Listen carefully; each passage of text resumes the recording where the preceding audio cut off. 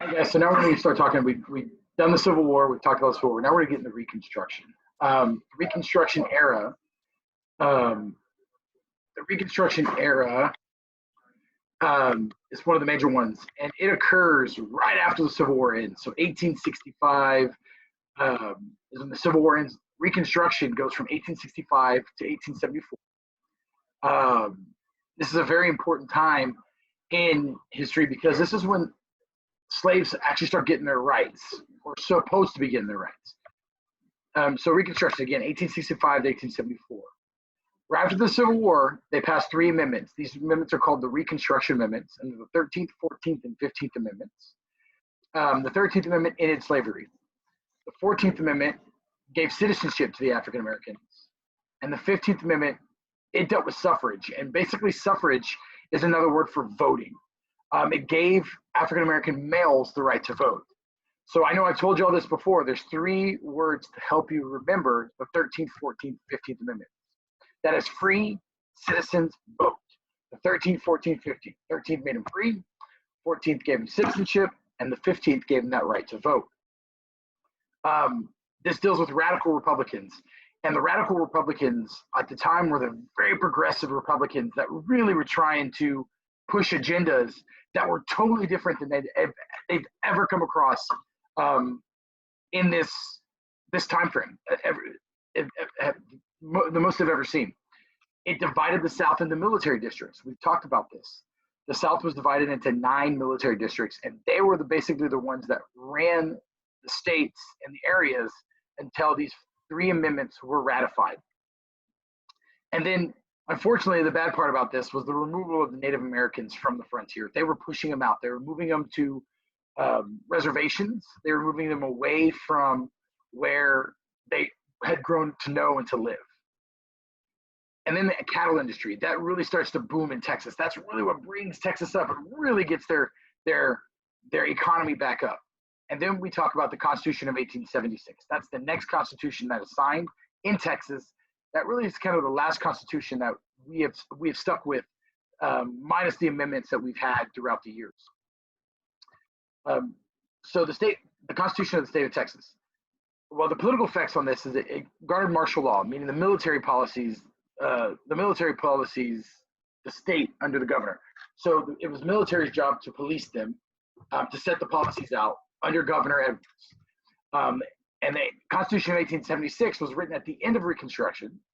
And this is the Constitution that Texas still follows today. I just said that. I was just reiterating that right now. This leads to the Indian Wars, which the government removes the Native Americans from the frontier. And it helps with the passage. And this is the time that Texas finally signs the 13th, 14th Amendments into law. And it becomes the law of the land in Texas. It gives these citizens the right to vote. It gives these slaves their freedom. And it gives them their citizenship. So the economic effects, the growth of tenant farming and sharecropping. Remember we talked about sharecropping. And sharecropping is where basically you go and you rent land from somebody, and then whatever profits you make, you give to them the majority of the profits, and you have just enough to get by.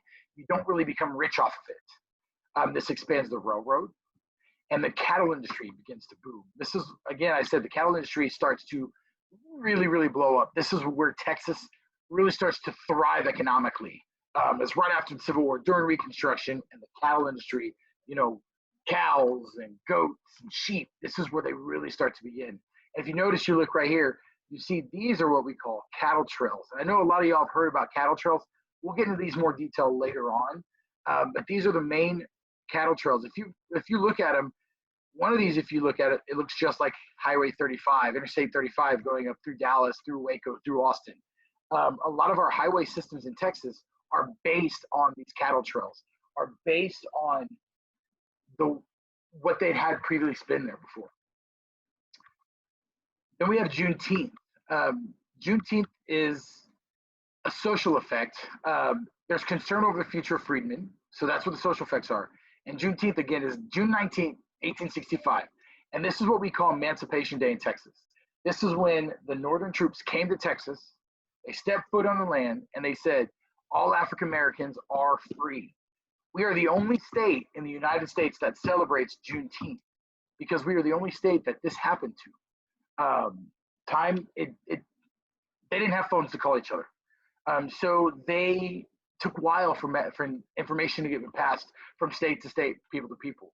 And so it took, yes, we know that the Civil War ended in April and Juneteenth is in June. That's how long it took for the slaves in Texas to be freed from slavery, to become free African Americans. All right, the Freedmen's Bureau is established. Remember, this was established to help the African Americans get education, get jobs, to advance their lives instead of being stuck as sharecroppers and tenant farmers and not making money. The Freedmen's Bureau was there to kind of help them out. But unfortunately, along with this came black codes. And this is state laws that limited rights to African Americans.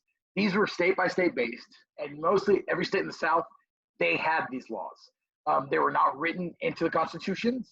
They were unwritten laws is what we call them. And unfortunately, they happened.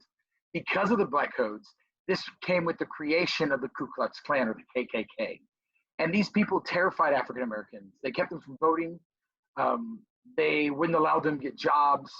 And so this really changed the demographic of the social aspect for the African Americans in the South. So the effects of physical and human geography or human factors on Texas. Well, the end of the Civil War in Texas and freeing of the Texas slaves. Communication during the 19th century was very slow. Like I said, they didn't have cell phones, right? So it took months to get information from Washington, D.C., all the way down to Texas. Confederate soldiers were still fighting from May 12th and 13th. We talked about this. The Battle of Palmito Ranch was in the South. It was in Brownsville. This was the very last battle ever fought in the Civil War. Texas slaves did not hear about the emancipation until Juneteenth or June 19th. Texas is not devastated after the war because few battles were fought there. So Texas didn't get it like Virginia, didn't get it like South or North Carolina. Their battles were not made, there were not plenty. There was only really 3 major battles that happened in Texas. So it didn't affect them that bad. It didn't devastate them that bad. And then there were crops still planted and sold through Mexico and circumvented to the Union blockades. So they still grew crops throughout this process. They still had plantations, they still had farms, and the slaves were still working these farms until the passing of the 13th Amendment of the Constitution, or actually until the end of the Civil War. So here's a little timeline of Texas. So Texas in the Civil War, 1861, Sam Houston resigns as governor. And at the same time, because remember, Sam Houston did not want to leave the Union. He fought for so many years to be part of the United States. And so when he resigned, Texas felt obligated now, hey, we can jump out, we can join the Confederate States. 1865, the Civil War ends, and unfortunately, Abraham Lincoln is assassinated. Then we have June 19th of 1865, that's Juneteenth. And that is when Texas slaves find out that they are free. 1870, Texas is finally readmitted back to the United States. And in 1874, Reconstruction ends in Texas. 1876, the Constitution is adopted. The Constitution, the one we use today, is adopted. All right. We're going back to 1861. We already talked about that, blah, blah. And there we go. So guys, I need y'all to understand, we need to look at this PowerPoint, watch this PowerPoint. I didn't tell you at the beginning, y'all should have taken some notes, but I'll put that in the notes for you guys. Enjoy the PowerPoint, take it, do the worksheet. There's a video that's gonna go along with the worksheet that's posted and this PowerPoint. Go ahead and watch it, and you guys should enjoy it. Have a good day.